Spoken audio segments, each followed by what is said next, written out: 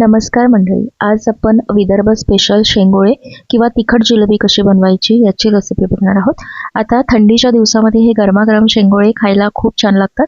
बनवायला सुद्धा अगदी सोपी आहे। एखाद्या वेळेस स्वयंपाक करायचा कंटाळा आला अशा वेळी हे शेंगोळे तुम्ही नक्कीच बनवू शकता।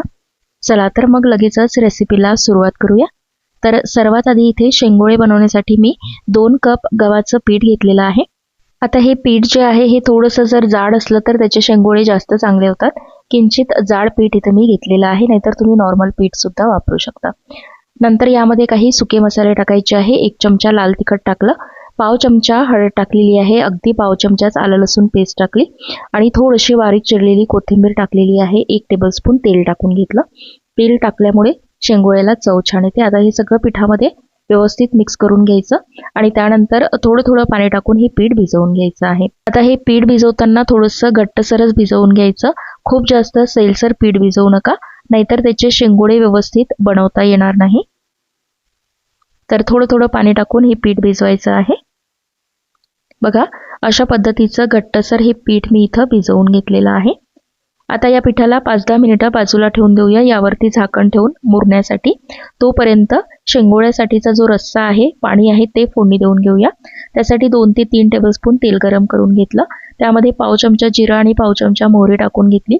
सोबतच अगदी छोटासा कांदा बारीक चिरून टाकलेला आहे। त्यानंतर 10 ते 12 कढीपत्त्याची पानं टाकून घेतली। कांदा हलकासा याचा रंग बदलतपर्यंत परतून घ्यायचा आहे। बघा, कांदा इथं परतून झालेला आहे।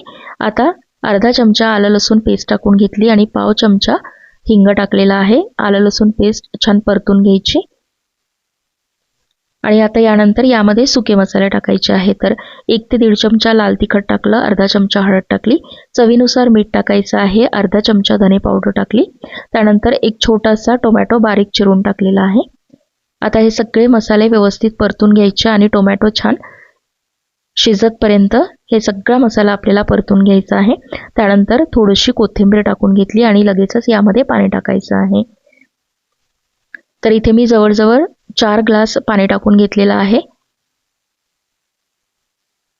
व्यवस्थित मिक्स करून घ्यायचं, कारण यामध्ये आपण शेंगोळे टाकल्यानंतर हे जे पाणी आहे, हा जो रस्सा आहे भरपूर घट्ट येतो।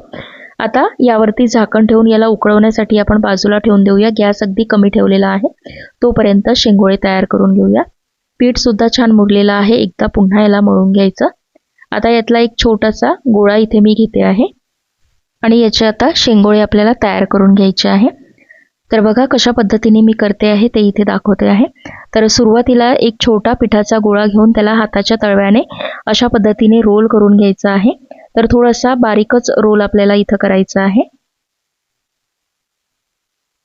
आणि त्यानंतर याला गोल आकार देऊन घ्यायचा आहे, म्हणजे जिलेबी ज्याप्रमाणे असते त्याप्रमाणे याचा आकार इथे देऊन घ्यायचा आहे। बघा, अशा पद्धतीने। खूप जास्त सुद्धा मोठी इथे मी बनवलेली नाहीये। तर अशा छोट्या छोट्या जिलेब्या इथे मी बनवून घेते आहे।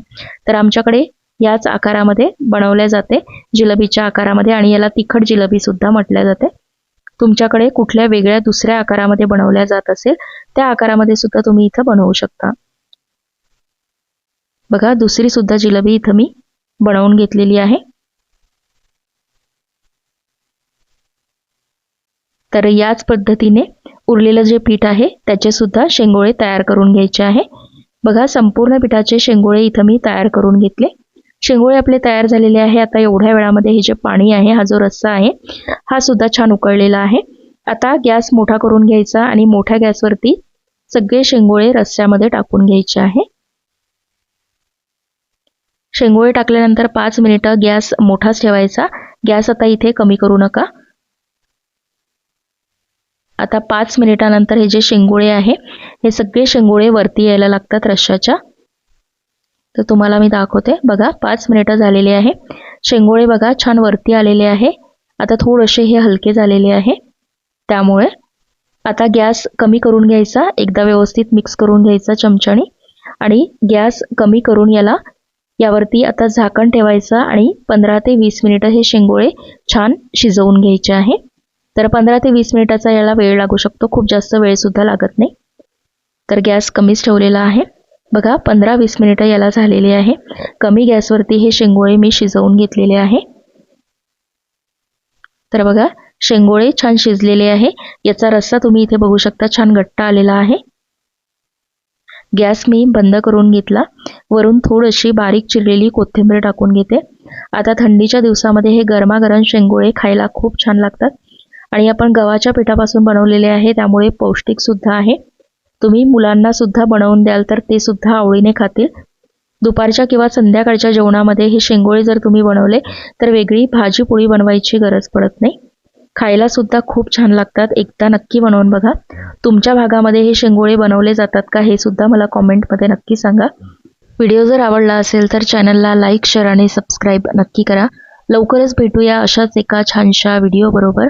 तोपर्यंत धन्यवाद.